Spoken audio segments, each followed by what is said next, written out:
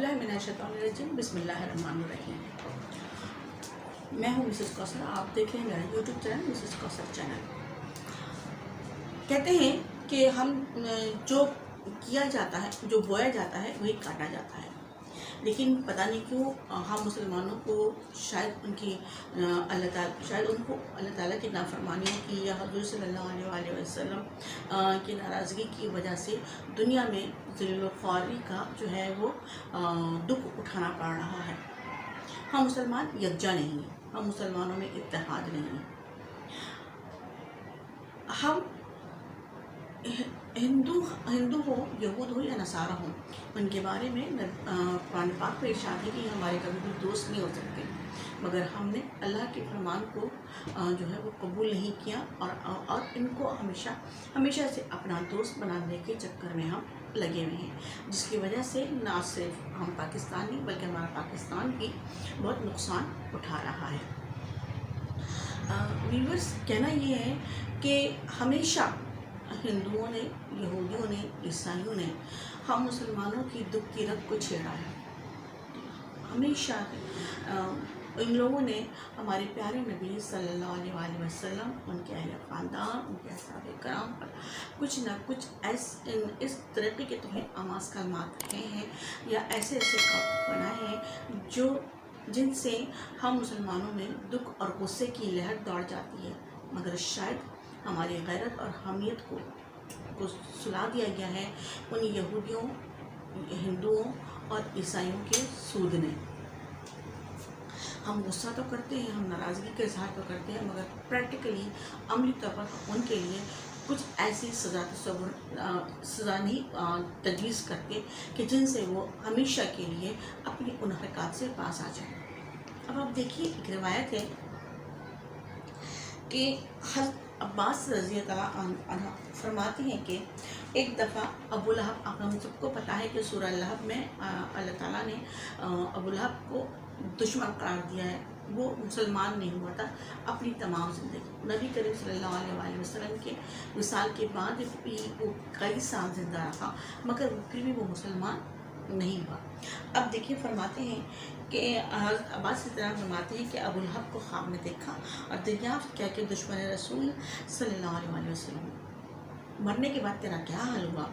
अबू लहब ने बयान किया, हमेशा सख्त से सख्त अजाब में मुब्तला रहता हूँ, लेकिन पीर की रात को उन 2 उंगलियों से दोज़ख में पानी पीने को मिलता है जिनसे मिलाद मुस्तफ़ा सल्लल्लाहु अलैहि वसल्लम की खुशी में सूफिया को आज़ाद करने का इशारा दिया था, और मेरे अजाबों में कमी हो जाती है और उस रात मुझे ऐसी राहत नसीब होती है कि 6 दिन के अजाब को भूल जाता हूँ। सोचिए, अल्लाह ताला की रहमत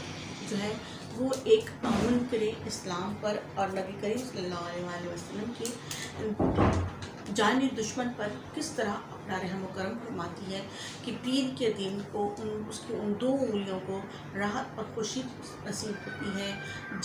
जिनसे उसने नबी करीम सल्लल्लाहु अलैहि वसल्लम की विलादत की खबर सुनकर अपनी लौंडी सूफिया को आज़ाद कर दिया था। ठीक है, नबी करीम सल्लल्लाहु अलैहि वसल्लम उसके अपने भतीजे थे, अपने भाई के बेटे थे, लेकिन इसके बावजूद उसने सारी ज़िंदगी अपनी भतीजी की मुखालफत में गुजारा। मगर अल्लाह ताला की रहमत देखिए कि किस तरीके से अल्लाह ताला जो है वो सिर्फ उसकी उन उंगलियों को जो है राहत पहुँचा देता, उन उंगलियों को भी राहत पहुँचा देता है जिनसे उसने नबी करीम सल्लल्लाहु अलैहि वसल्लम की पैदाइश की खबर को सुनकर अपनी लौंडी को आज़ाद करवाया था। हिंदुओं के लिए, यहूदियों के लिए, ईसाइयों के लिए इसमें नसीहत है कि आप अपनी ज़बान मुबारक से हुज़ूर अकरम आप अपनी ज़बान से, गुनाहगार ज़बान से आप नबी करीम सल्लल्लाहु अलैहि वसल्लम के मुबारक हस्ती के बारे में अगर कोई बात कहे तो इस बात को सोच लें कि आपकी ज़बान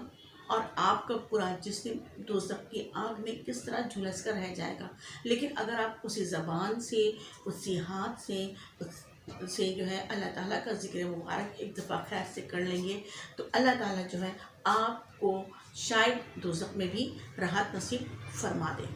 ایک بات اور، یہ نصیحت سمجھ کے کر لیں کہ ہم نے کبھی بھی،